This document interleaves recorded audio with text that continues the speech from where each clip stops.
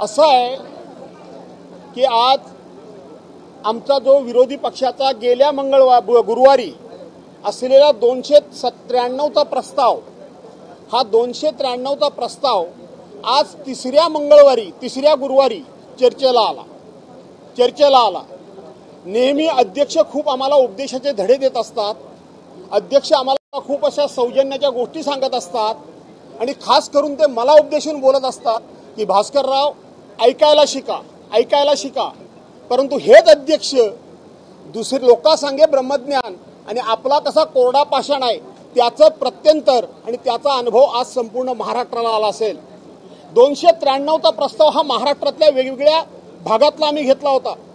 राज्याचे उपमुख्यमंत्री एकनाथ शिंदे हे उत्तर देत होते। उत्तर देत असताना एकही शब्दामध्ये न बोलताना आम्ही शांतपणे बसून होतो। मी शांतपणे बसून होतो। आदित्यजनी त्या ठिकाणी मला सांगून गेले होते की त्यांची वरती एक मीटिंग होती, मी मीटिंग आटोपली की ताबडतोब खाली येतो आणि म्हणून ते मीटिंगला गेले होते। ते काय ऐकायला बसले नाही, त्याच्यातला भाग नाही, अधिकृत मीटिंग आहे आणि म्हणून मी ऐकायला बसलो, पूर्णपणे भाषण ऐकलं। खरं तर हे 293च्या प्रस्तावाचं भाषण नव्हतं। तुम्हा लोकांना तांत्रिक मुद्दे ऐकण्यामध्ये इंटरेस्ट नाही मला माहिती आहे, पण हे ऐकलं पाहिजे। 101चा प्रस्ताव जसा एखाद्या भागापुरेसा असतो आणि त्याच्यावर एखादा मंत्री उत्तर देतो, तशा पद्धतीनं या मंत्र्यांनी उत्तर दिलं।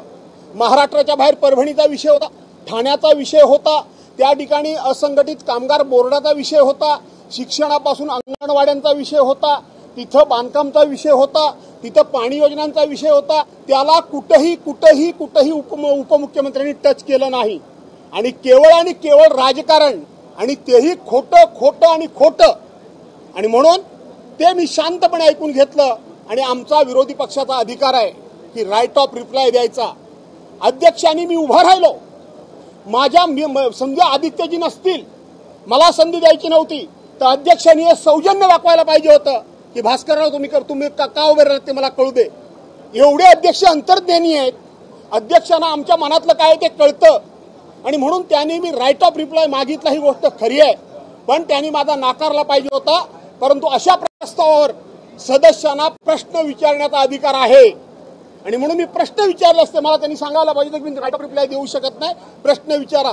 पण अध्यक्ष म्हणजे स्वतःला सरकार समजतात, आम्ही प्रश्न सरकारला विचारतो, पण हे अध्यक्ष केवळ सरकार म्हणून त्या ठिकाणी प्रत्येक ठिकाणी वागत असतात। हे अध्यक्ष कस्टोडियन म्हणून आमच्या हक्काचं रक्षण करण्याच्या ऐवजी आपण कसं सरकारला प्रत्येक ठिकाणी वाचवतोय हे दाखवून धन्यता मिळवण्यामध्ये अध्यक्ष स्वतःला सहज समजतात। मला माहित आहे की या विषयावर माझ्यावर हक्कभंग कोणतरी आणला तरी हरकत नाही, परंतु महाराष्ट्राच्या विधिमंडळाची संपूर्ण परंपरा ह्या अध्यक्षांनी धुळीस मिळवलेली आहे आणि म्हणून माझं म्हणणं अध्यक्षांना की आपण या विधान भवनाला आता लक्षवेधी भवन नाव द्या। आपण त्या ठिकाणी सभागृहातल्या कामकाजाला तिथं कुठलाही मुद्दा पॉइंट ऑफ इन्फॉर्मेशन मंडळ म्हणून त्या ठिकाणी जाहीर करा। अशा पद्धतीचं चुकीचं कामकाज हे सातत्यानं अध्यक्ष लावतात। काय आम्हाला प्रश्न विचारायचे होते? काय एकनाथराव म्हणाले की कोरोनाच्या काळामध्ये खिचडीमध्ये घोटाळा केला, खिचडीमध्ये घोटाळा करण्याचा ज्याचा कॉन्ट्रॅक्ट ज्याच्या नावावर आहे तो त्या ठिकाणी संजय माशिलकर हा आता एकनाथराव शिंदेच्या पक्षामध्ये आहे, स्वतःच्या खात्यात आहे आणि त्यांच्या खात्यात आहे आणि तो त्यांचा पदाधिकारी आहे। त्या माणसावर कुठली कारवाई नाही, तर आमचा सचिव, माझ्या तालुक्यातला एक सदग्रस्त आमचा सूरज चव्हाण याला 14 महिने जेलमध्ये टाकलं। आमच्या अंगाची लाही होते, आमचा जीव जळतो, पण संधी मिळत नाही। आज संधी मिळली होती हे खोटं बोलतात। दुसरी गोष्ट, हे काय फुशारक्या मारतात। अटल सेतू आम्ही बांधला, अटल सेतू यांच्या कारकिर्दीमध्ये झाला। 1963 सालापासून अटल सेतूचा या ठिकाणी इतिहास आहे। काय तुमची लायकी आहे, काय तुमच्या याच्यामध्ये कर्तृत्व आहे? तुम्ही या ठिकाणी कोस्टल रोड वर्ली शिवलिंग बांधला म्हणून सांगता, हे तुम्ही बांधला? तुमच्या याच्यामध्ये कर्तृत्व काय? या ठिकाणी तुम्ही मेट्रो आम्ही आणली म्हणून सांगता। हा भास्कर जाधव या मेट्रोमध्ये पहिल्या फेजला नगर विकास राज्यमंत्री म्हणून सही करणारा मी आहे। कुठं होतात तुम्ही होतात कुठं? ही कंटिन्यूस प्रोसेस आहे, तुम्ही याबद्दल क्रेडिट घ्यायला हरकत नाही, पण उठसूट उद्धव बाळासाहेब ठाकरेंच्यावर आरोप करायचे, त्यांनी काही केलं नाही। अरे लाजा वाटल्या पाहिजेत तुम्हाला। 2014 पासून तुम्हीच मंत्रिमंडळामध्ये आहात हे आज मला महाराष्ट्रामध्ये या विधानसभेमध्ये मला विचारायचं होतं. उठसूट तुम्ही त्यांना जबाबदार धरता. 2014 पासून तुम्ही मंत्रिमंडळात आहात, 2019 पासून आज तागायत तुम्ही नगर विकास खात्याचे मंत्री आहात. तुमची ही जबाबदारी आहे, नाही तर कोणाची जबाबदारी आहे? अध्यक्ष यांना पाठीशी सातत्याने घालतात. आणि म्हणून जे सांगत होते मुख्यमंत्री की त्या ठिकाणी आम्ही गिरणी कामगारांना पण घरं देणार होतो, 4 दिवसापूर्वी आझाद मैदानावर गिरणी कामगारांनी मोर्चा काढला. त्यांनी एक GR दाखवला की त्यांना घरं दिलेली जात आहेत. ती कर्जत तालुक्यामध्ये वांगणे आणि शेलू गावामध्ये, वांगणे आणि शेलूमध्ये, आणि त्या GR मध्ये लिहिलेलं आहे की तुम्ही घरं नाकारली तर तुमचा हक्क जाईल.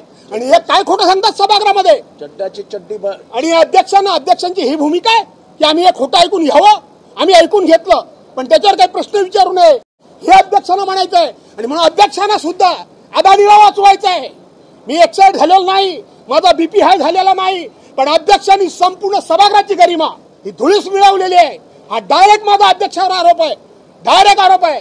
अध्यक्ष दुतोंडी आहेत, भेटल्यानंतर वेगळं बोलतात आणि वेगळं त्या ठिकाणी वागतात.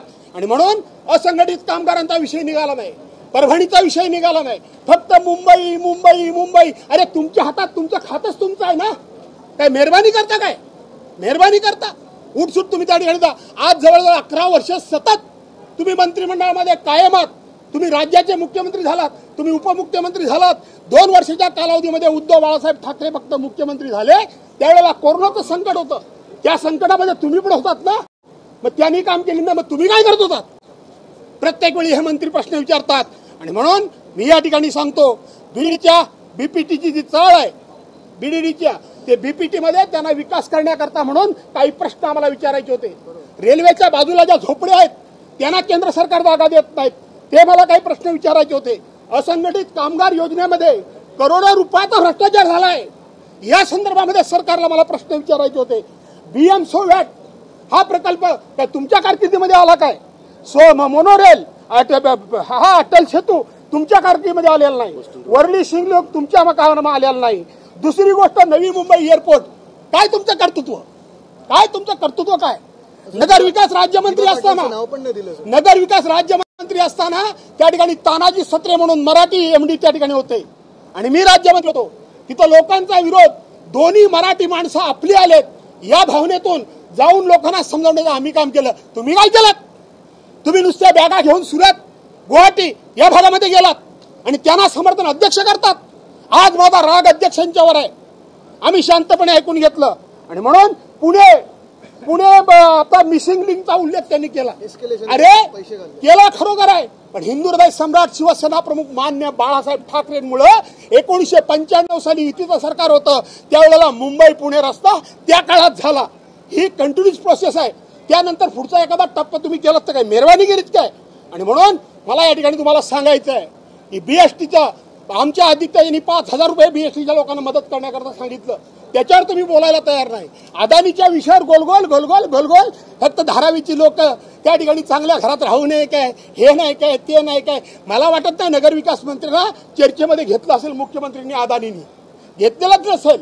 आणि म्हणून काही प्रश्न, हे काही माहिती सातत्यानं महाराष्ट्राच्या समोर खोटी येत होती, ती कुठेतरी सत्य काय आहे ही सांगण्याची संधी आमची आज अध्यक्षांनी हिरावून घेतली. आणि म्हणून आम्ही जेव्हा अध्यक्ष महोदय करतो त्यावेळेला आम्हाला उत्तर अध्यक्षांकडून अपेक्षित नसतं, आम्हाला सरकारकडून उत्तर अपेक्षित असतं. कारण आम्ही सरकारकडून उत्तर मागत असतो. अध्यक्ष महोदयांना ऍड्रेस करण्याची प्रथा आहे म्हणून आम्ही त्यांना प्रथा करत असतो. आणि म्हणून अध्यक्षांनी सरकारला आता बरखास्त करावं, स्वतःच बसावं आणि प्रश्नाला उत्तर द्यावी. दुसऱ्याला तत्वज्ञान सांगणारे अध्यक्ष ऐकून घ्या. आम्ही शांतपणे न इच्छा असताना सुद्धा, एवढं तर माझ्याकडे संयम नाही, पण मी मुद्दामून ऐकून घेतो. आणि म्हणून ज्या ठिकाणी आज जे झालंय ते उभ्या महाराष्ट्रानं बघितलं, हे तुमच्या माध्यमातून आम्ही या ठिकाणी सांगण्याकरता आलो. जरा एक मिनिट. असं आहे की प्रत्येक आमदार हा तयारी करून येतो. 293चा प्रस्ताव हा पूर्ण महाराष्ट्रातनं आलेला असतो. आठवड्याला एक प्रस्ताव येतो. या प्रश्नाची उत्तरं अनेक मंत्र्यांनी द्यायची असतात, एका मंत्र्यांनी द्यायची नसतात.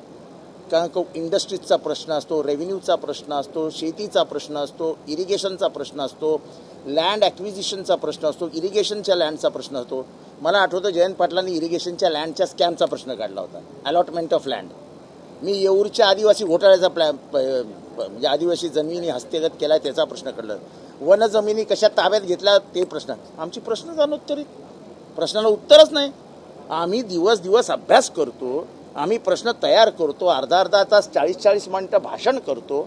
अपेक्षा काय असते तर सर्वसामान्यांची प्रश्न जी आम्हाला मांडण्याची संधी या लोकशाहीच्या मंदिरात मिळते त्याला उत्तरं येतील. हे सगळं अनुत्तरित राहायचं तर विधानसभेची सँटिटीच खतम होईल. या मंदिराचं महत्व खतम करण्याचं काम सुरू झालंय. हे आम्ही अध्यक्षांच्या निदर्शनास आणू इच्छितोय. तेच करतायत. उत्तर एका विषयाचं उत्तर, बाकीच्या विषयांचं काय? 293चा प्रस्ताव हा पूर्ण महाराष्ट्राचा असतो. तो एका प्रश्नावर नसतो, एका मंत्र्याचा नसतो. आता हे बोलायचं नाही मग बोलायचं काय?